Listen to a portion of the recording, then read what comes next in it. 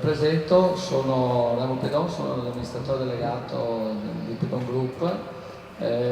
Cercherò di essere abbastanza breve, ho delle slide e poi anche un video che mi è stato mandato da mio figlio che vive in Cina da 11 anni.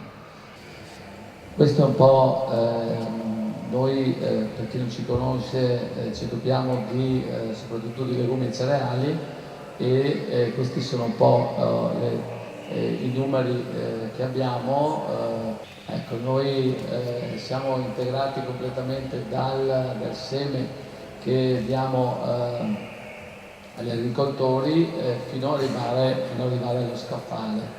Okay? Abbiamo due divisioni di business, una è retail, per cui serviamo maggiori catene distributive in Italia, in Europa, ma non solamente, siamo presenti negli Stati Uniti e in Canada, siamo presenti in Sudafrica, nel Middle East e anche a Hong Kong in questo momento. L'altra divisione è la divisione industria, per cui con la divisione industria noi serviamo le principali industrie conserviere nel mondo, le industrie conserviere e le industrie di surgelazione. Questi è stata un po' la nostra evoluzione. Ritorno un attimo un po' prima di questo, volevo intanto ringraziare lo studio Bonini che mi ha invitato e soprattutto l'ingegner Bonini che io ho conosciuto 30 anni fa quando ho registrato il nostro primo marchio.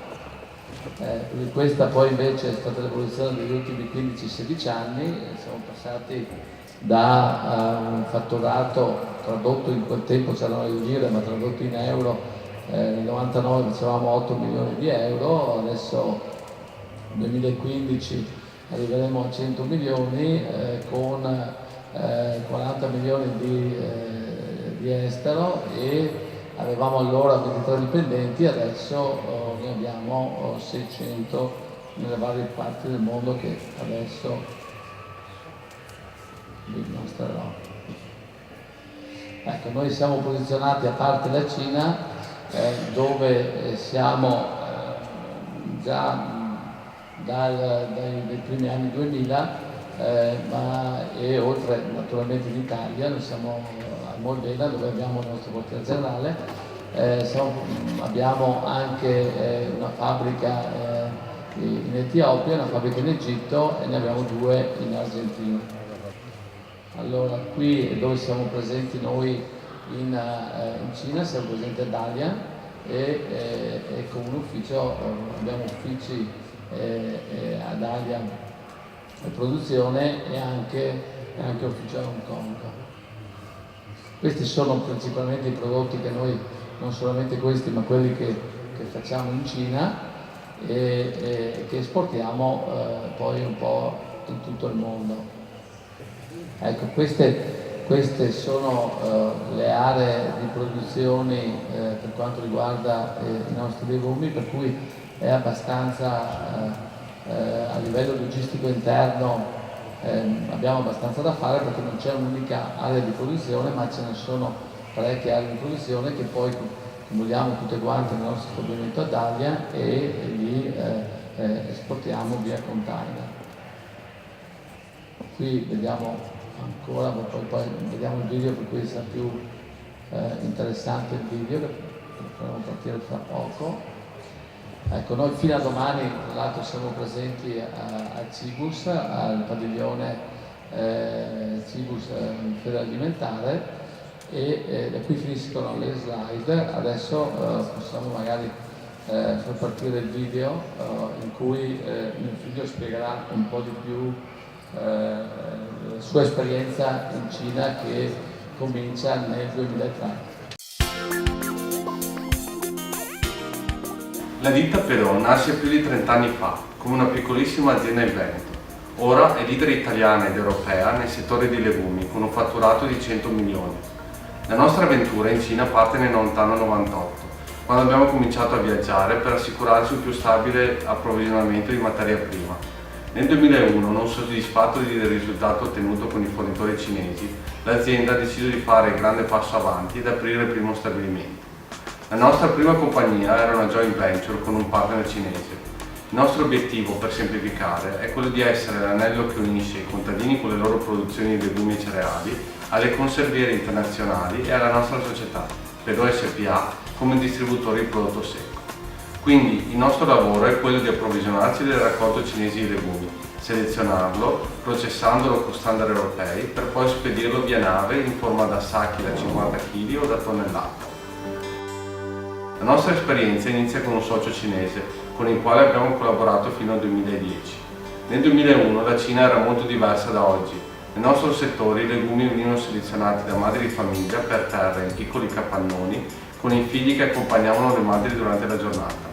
Noi invece abbiamo costruito quello che allora meglio rispecchiava la nostra ditta italiana, con uniformi, controlli di qualità e soprattutto investendo in macchinari.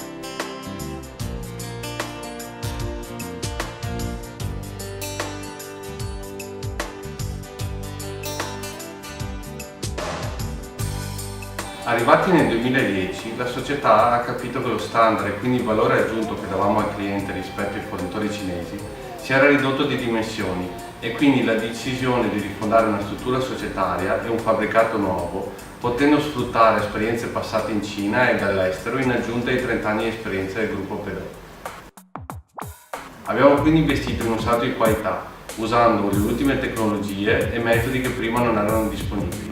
Ad oggi la società cinese, con base ad Alia, ha circa 100 operai e un team di manager di circa una ventina di persone ed è controllata al 100% dalla Pedon Group italiana.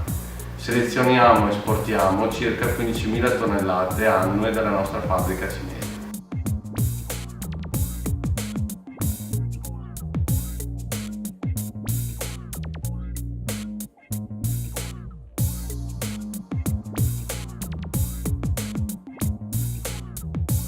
Il mio primo viaggio in Cina risale al 2003, rimanendo per un periodo a Tianjin e ad Hong Kong. Alla fine del diploma scientifico, dopo aver visto l'Oriente, ho deciso di trasferirmi. Sono partito con il progetto di fare l'università in Cina, ma senza alcun supporto del tipo borse di studio o scambi culturali. Quindi mi sono ritrovato da solo a Guangzhou con lo zainetto in spalla, a 18 ore di aereo di distanza dal primo conoscente. Il mio primo anno è stato sicuramente il più duro. La lingua ha bisogno di tempo per essere sentita, gli ideogrammi sono complicati e in quegli anni la persona media non parlava l'inglese. Molte notti mi sono trovato a guardare il soffitto e pensare di ritornare in Italia, ma quando finalmente riuscivo a dormire, il giorno dopo questo pensiero mi era già sparito. Ho finito una laurea breve in cinese nelle South China University of Technology di Guangzhou e mi sono iscritto a Economia e Commercio Internazionale nella Jinan University, laureandomi ad inizio 2010. Da allora ho incorporato la nuova azienda cinese e reclutato un nuovo staff, diventando direttore generale di Akos, società Pedò, qui in Cina, e ad oggi CEO di Akos in Italia.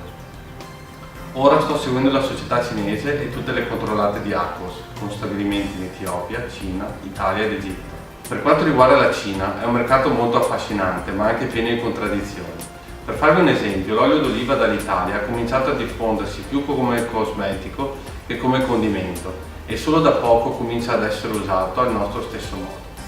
Altra cosa molto importante nel business in Cina sono i guanxi, cioè le relazioni. Qui il concetto di famiglia allargata è molto importante e molti servizi e tempistiche sono riservati a chi ha guanxi. È normale uscire al karaoke alla sera, fino a tardi o al ristorante con clienti e fornitori. La Cina ed i cinesi fino a qualche anno fa guardavano l'estero come il paradiso.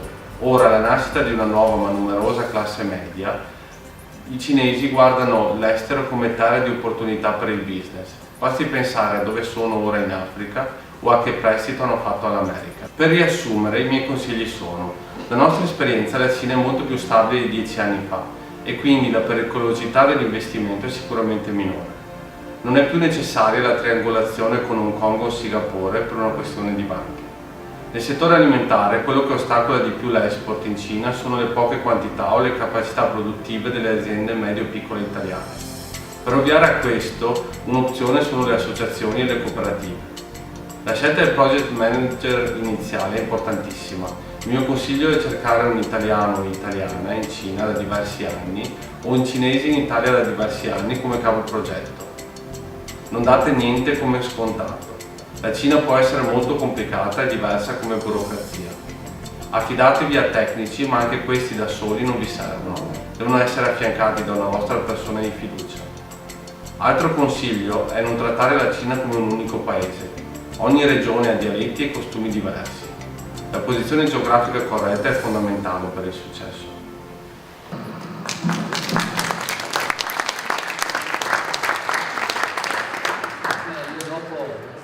Io dopo questo video ho poco da raccontarvi, se non altro che due cose che ha accennato forse Mattia.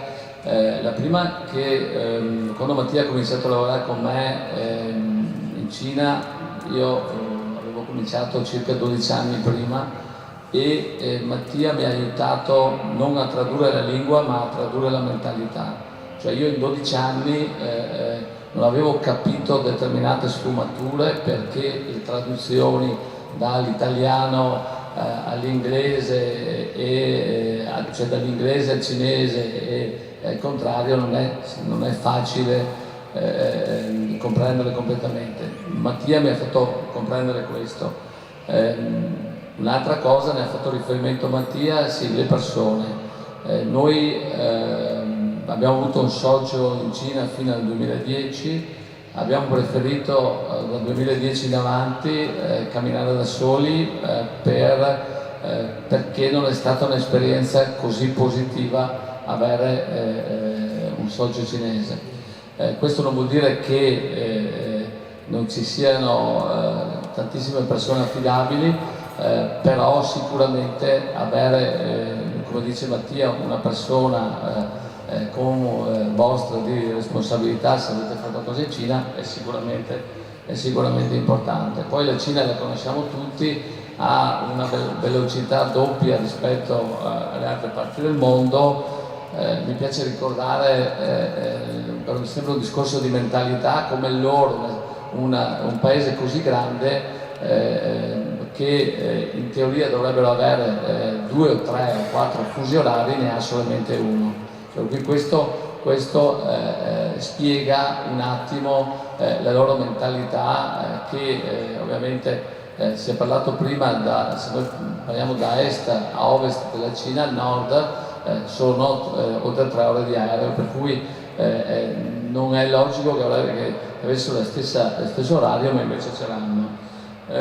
Poi vediamo tutti quello che succede anche negli ultimi mesi, la loro svalutazione programmata per incrementare ulteriormente l'export, per cui è sicuramente un paese sicuramente molto affascinante, ha per tutti noi delle potenzialità ovviamente enormi, giustamente come è stato già detto prima, soprattutto all'inizio, bisogna andare con i professionisti giusti, bisogna registrare tutto e anche di più, anche se non pensate che vi serva domani o dopodomani. Ricordiamo un colosso come Ferrero quanto tempo ci ha messo per ritornare con il suo Rocher, per cui è sicuramente un mercato enorme.